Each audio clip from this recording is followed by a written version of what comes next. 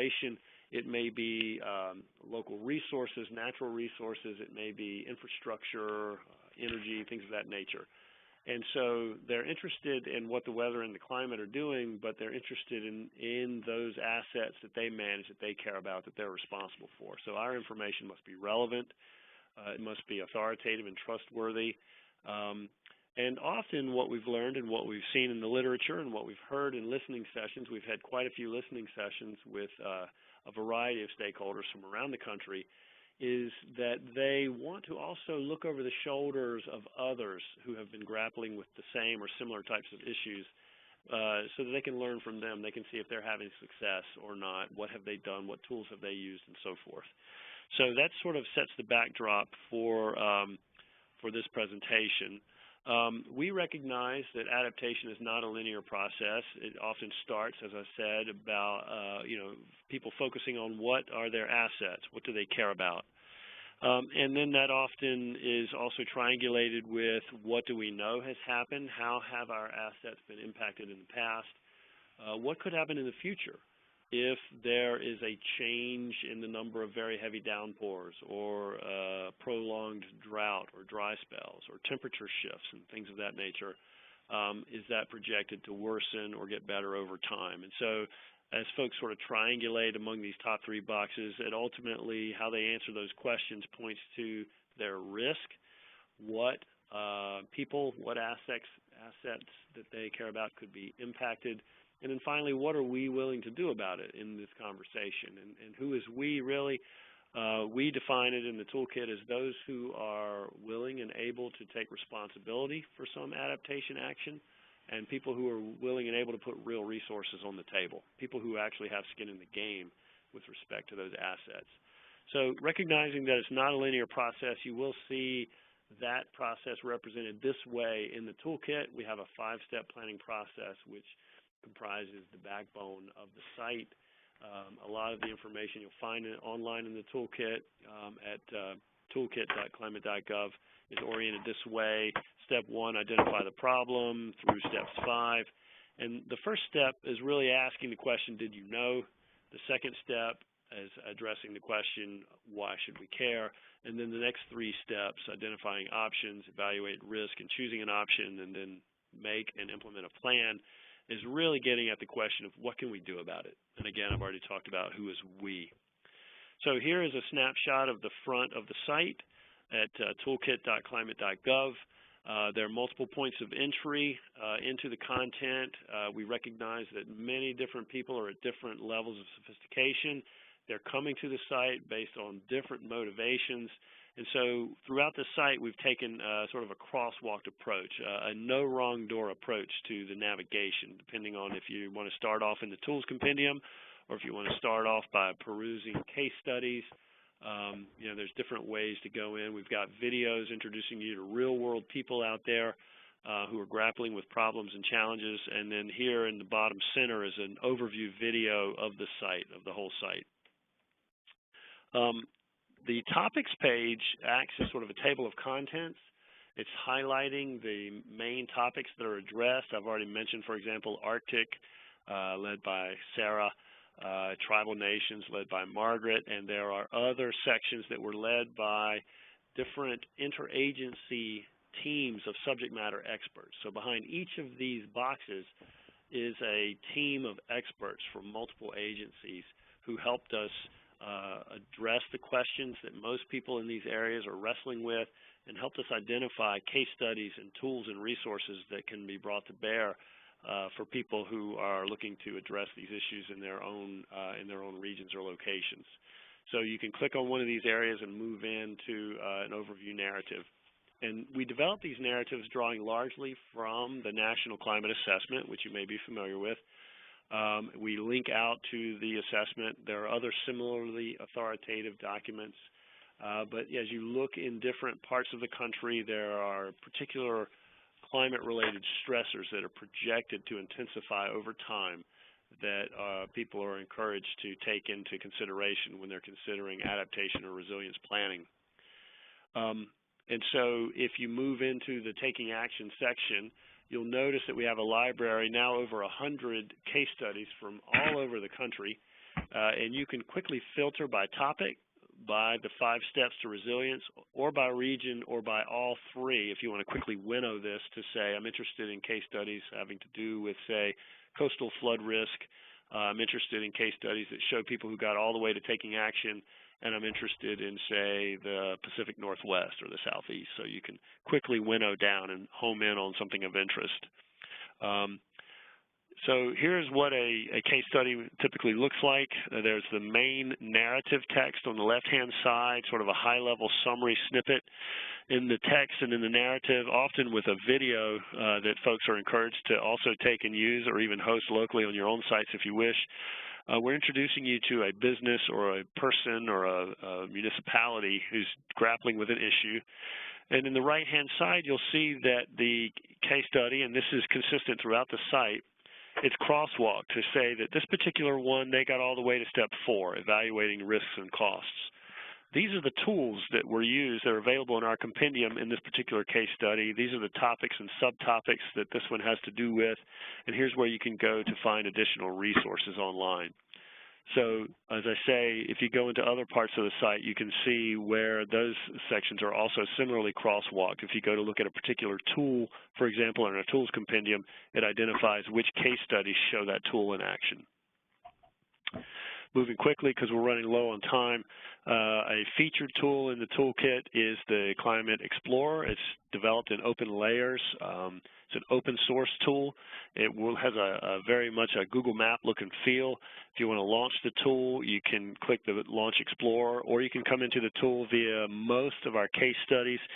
And what it does is it will zoom you into a part of the country, and it allows you to switch on layers. Layers are binned as a function of the topic. In this case, food resilience is the one that I just arbitrarily chose. This menu here, accordion, pops out so you can see all the other topics. And then under every given topic, they're binned into categories of climate stressors, such as drought, and people and assets impacted, such as, say, croplands. So I can switch on these layers, and I can grab and click this blue bar underneath, and I can change the transparency of a layer, and this allows me to visually correlate. If I want more information about this particular product, I can click the I button. The parameters color palette appears down below with a summary snippet, and where can I go to get these data? So here in the Explorer, we're not actually hosting data.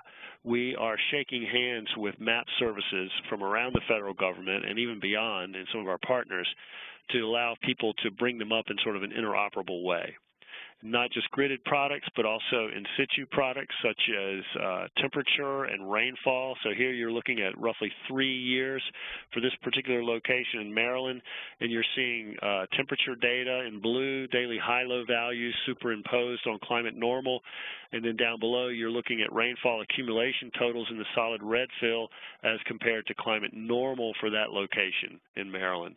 And so it's fully interactive. I can click and drag the x-axis to go all the way back through that station's history, or I can zoom in or out to see a given week, or zoom out to see a span of decades. Just to wrap up, a couple of other things about the toolkit. We have a curated list of funding opportunities in the upper right corner of the page. These are grant opportunities not only from across the federal government, but also from a number of selected NGOs that are designed to help people either who want to build resilience or who are bouncing back from a disaster. You can apply and receive financial assistance. And then lastly, we cast sort of a wide net. We went ahead and crawled and indexed the entire federal government's climate science domain as well as its grantees. And you can type in a search. So I arbitrarily chose Health Resilience Assessment Tool. And you can switch on these filters. The default is to search in the toolkit, but I can change that to say I want to search all federally funded sites.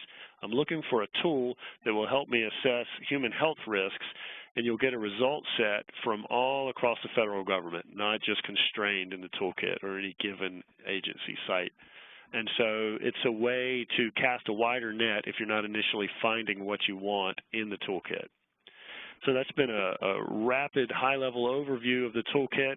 I'd like to pass the ball over now briefly to Sarah Abdel-Rahim, who's going to take 5 minutes or so to zoom in on the Arctic section of the toolkit. Thank you, Sarah? David. David, how long has this been up, and have you had some good experience with it? I mean, has it really taken off and so forth? Yeah, great question. We published in November of 2014, and so far, by all of our indicators, we are succeeding, but I'm not ready to declare success. We're visited by now about 40,000 visits per month, and that rate has climbed just in its first year by about 25%.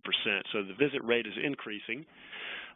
We have had engagements with a number of entities out there and municipalities or in business, and we're getting a lot of positive feedback. So we're looking to improve and expand our reach and step up our engagement, but I would say so far it's been very positive, the feedback. Fantastic. Yep. Thank you. So Sarah, take it away. Great. Thanks, David. So thanks, everybody, for just giving me a couple minutes to talk a little bit about the Arctic theme, which is one of the more recently launched themes of the Toolkit. So this was actually launched, I think, September. August or September. I can't remember what the official date was, but it was around the Glacier conference in Anchorage that this was officially launched. So the target audience for this theme is very broad. You know, certainly it's targeted at Arctic communities and decision makers, but also researchers and also the public at large. Think provides a good source of information for folks who live in the lower 48 or those who are not so familiar with the Arctic and just kind of want to get an understanding of some of the basic challenges that the region is experiencing, which also works well since that's kind of an overarching objective of the U.S. chairmanship of the Arctic Council is to kind of raise broader awareness of the Arctic beyond the official Arctic. So kind of a broad-reaching audience that this is targeting. Also, the definition of Arctic that we used was very broad. You'll find that some of the tools and data sets are focused on Alaska as a whole, and some are even focused on the entire U.S. But you know, if there's a tool that was focused on the entire U.S. but has information in there that's relevant for the Arctic region, it was included in the theme. So a pretty broad definition that we used as a starting point. And also, it's just good to mention that the focus at this point is really the U.S. Arctic, since the toolkit is a U.S. government effort. Certainly there are tools and information that are included that are transboundary and include some of the other Arctic nations. But the focus for this theme really was the U.S. Arctic. So the next slide. Oh, no, I'm sorry. You can go back. Yeah, sorry. So there are a number of agencies that were part of the Arctic theme. Experts from a number of agencies contributed to the development of the theme. Some of the agencies are listed there on the slide. But also just want to say that feedback from our non-federal partners is certainly welcome. If you have feedback for other tools or information or things that you think could be improved, feedback is definitely welcome from our non-federal partners as well. Okay, so now next slide. So we have the Arctic theme is divided into 7 different sub-themes, and there's sort of an introductory narrative to the theme that sort of summarizes some of the key issues in the region according to these different 7 sub-themes.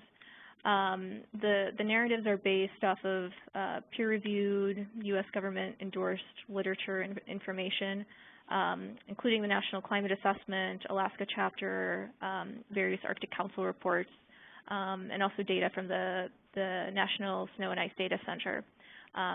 So that's kind of a good starting point, is to go through the narrative, and it's organized according to these 7 different sub-themes that sort of summarizes the key issues that region is experiencing.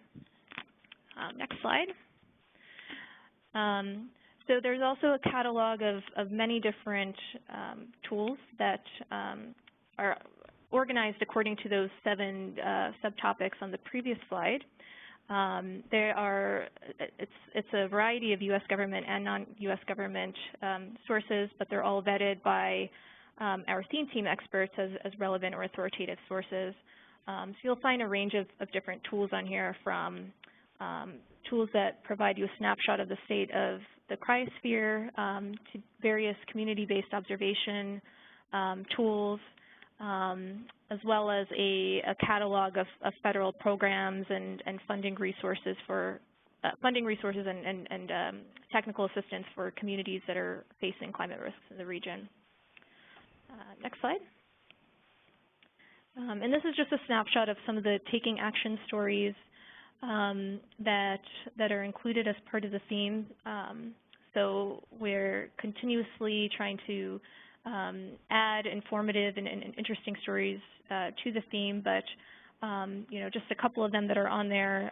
For example, there's one on relocating Kivalina and evaluating the impacts of rising seas and coastal erosion and studying potential relocation solutions for the community.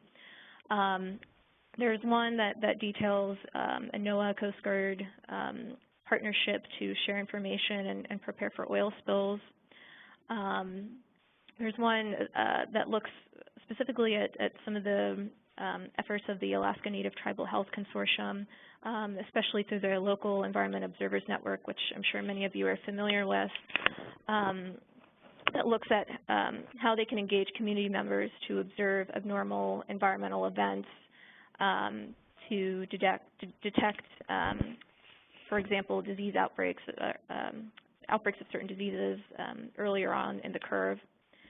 And another one is looking at thawing permafrost and the negative impacts on ice cellars, and really calling attention to the need for more innovations in food storage that can subsist in different climatic conditions as permafrost begins to thaw.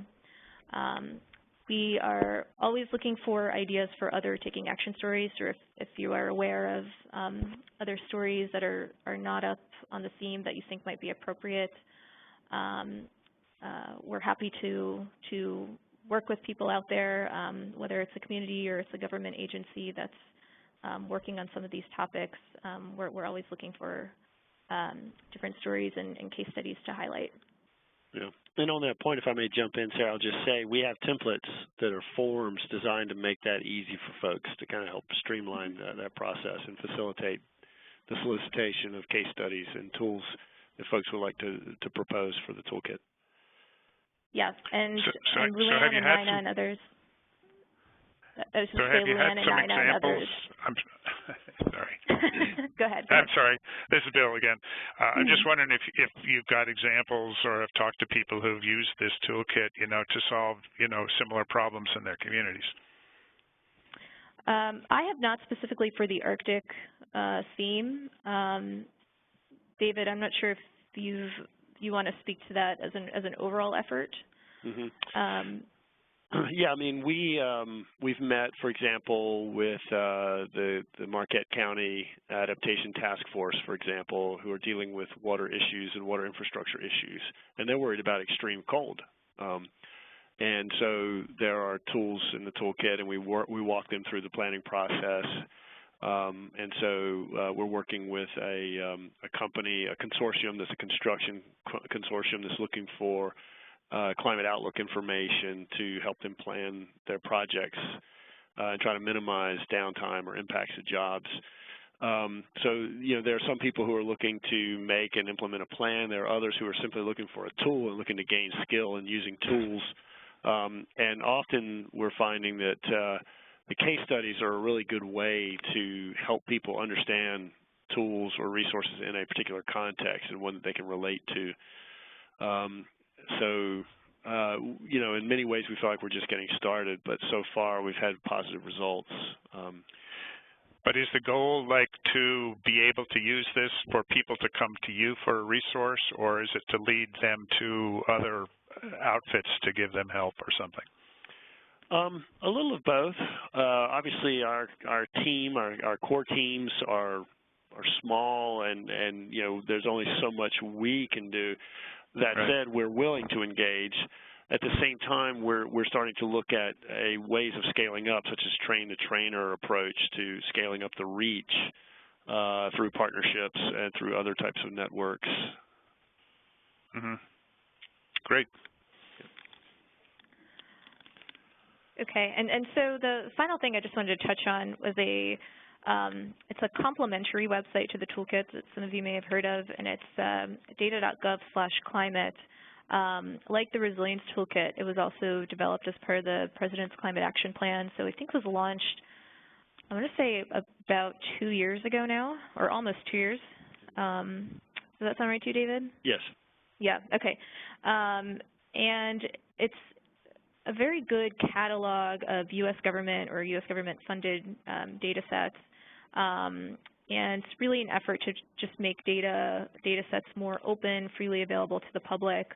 And a secondary objective is to, put data sets out there and stimulate entrepreneurship and private sector innovation, so that, more tools can be created and made available to the public to build resilience. So again, it's organized by different themes, and so there is an Arctic theme as part of the data.gov/climate website. Currently, we have about 267 data sets that are tagged, and also they also have sub-tagged according to those 7 Arctic subtopics in the toolkit. So we encourage you to check out that website as well, and you'll find a lot of the other themes that have been released on the toolkit have also released themes on the Climate Data Initiative website as well. So that's a very quick snapshot of the Arctic theme, and with that I will turn it over to Margaret, who's going to tell you a little bit about the Tribal Nations theme, which is another fairly recently released theme of the toolkit. Hi, Margaret, you there? Yes, I just took myself off mute. Can you hear me okay? Yes, thank you. Yeah. Mm-hmm. Thank you very much. I realize that we've already reached our 20-minute limit. Is that a problem now? No, go right ahead. All right. I wanted to inform you that this is focused on Indigenous communities, only federally recognized tribes, which includes 227 Alaska Native villages. So I am directing you to our website at ba.gov, Climate Change, where you'll find funding resources. We fund tribes, including Alaska Native villages, to do their adaptation plans, vulnerability assessments, and coastal management plans, as well as travel to landscape cooperative activities throughout Alaska, and for training for their staff members. Next slide, please. I also wanted you to know that you can join BA Climate News and participate in both what we're calling Region by Month for Alaska through February. If you would like to assist with looking through our materials that we will be presenting to Alaska Natives to try to provide them more support, or if you would like to join our newsletter. Next slide, please.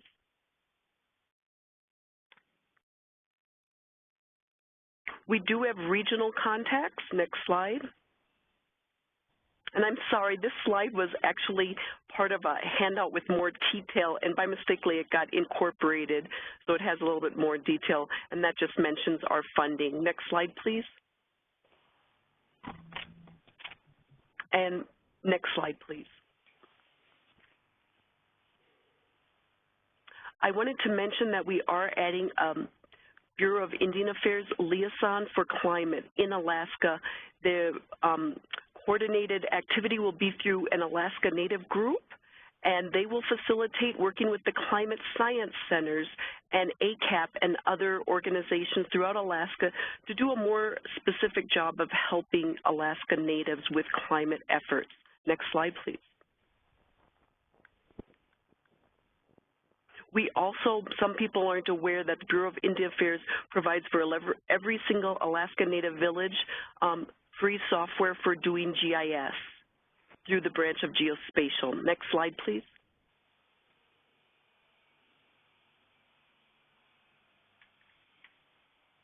And it's very important to understand that The tribal nations in the toolkit is part of what Sarah also mentioned, climate.data.gov, as well as a White House Council on Native American Affairs effort through the climate subgroup to integrate all federal information for tribes and climate. Next slide, please.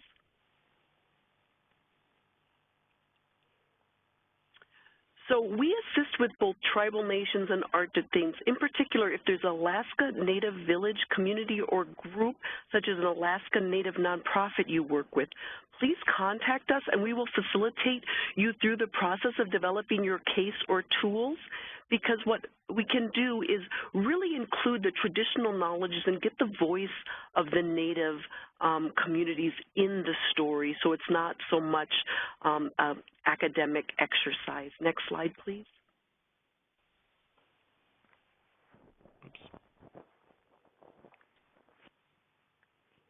Another thing I wanted to mention about what Sarah mentioned in data.climate.gov was that in addition to the data, it links back to tribal nations and Arctic themes. So you can go to resources tools. It'll link back to all the tools in the toolkit, or if you go to the overview, when you come in, you'll see all the tribal nations toolkit topics. Next slide, please.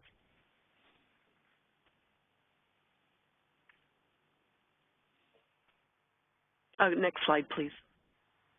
I was just mentioning there that we don't have a lot of tribal nations data. It links back to the other sections at this point, and we list only a few mappings at this point, but we will be having a regional map, including Alaska map, posted soon. Next slide, please.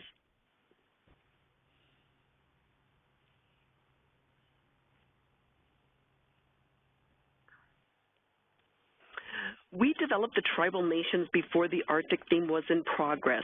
So Alaska Native concerns are included in tribal nations. In fact, in the key points, as well as in the summary section, we have much information on traditional knowledges and specific issues related to the increase in climate impacts that Alaska faces. Next slide, please.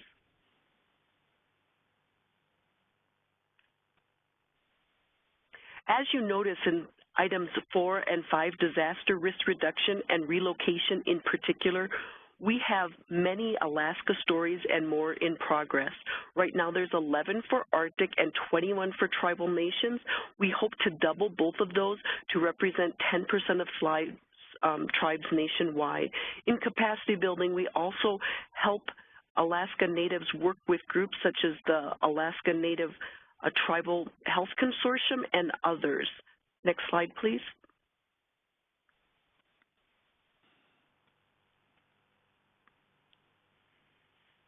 One of the most important tools we hope you will all visit is in the Tribal Nation Summary, as well as every single subtopic.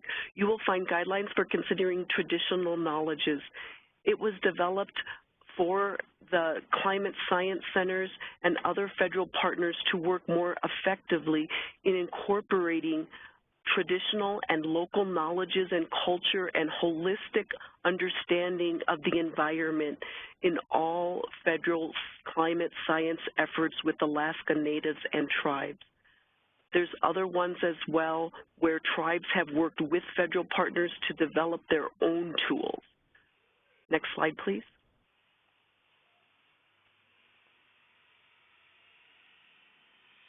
And we'll end with this slide. At toolkit.climate.gov, there's a new section called /tribal, which is a landing page for that WACHNA Climate Subgroup Resource Guide, where we'll be including additional information. If you would like to be part of that, you will see in the documents in the communities team my contact information and more information on this slide deck, a few more slides about it. Thank you very much for your time, and I'm sorry we went over.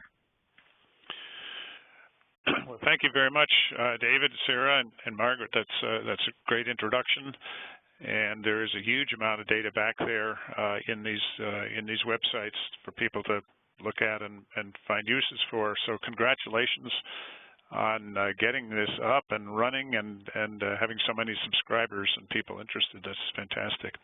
Do we have some questions from any of the conference people?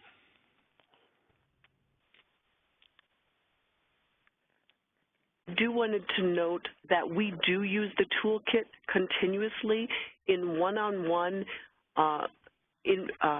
We have seminars by WebEx with tribes nationwide with their staff and tribal councils. So we're using it on a continual basis, and we're always looking for new ways of showing how tribes can help other communities too. Thank you. Thanks very much. This is Sarah Bowden. Bill, I wondered if Peter Pulsifer, are you still on the line? I am, yes, Sarah. Yeah, I wondered if you wanted to mention the meeting in Alaska at Fairbanks, where will be, I think that your team is hosting. Yes, I'm actually co-chair of the IARPC data coordination team and also do some international work in this area. So with Joe Cassis, the other co-chair, we're organizing a town hall meeting on Arctic data and looking at data broadly, but my own area of research, I work with a project called Aloka, and we focus on working with Arctic communities and data management, traditional knowledge, and that sort of thing.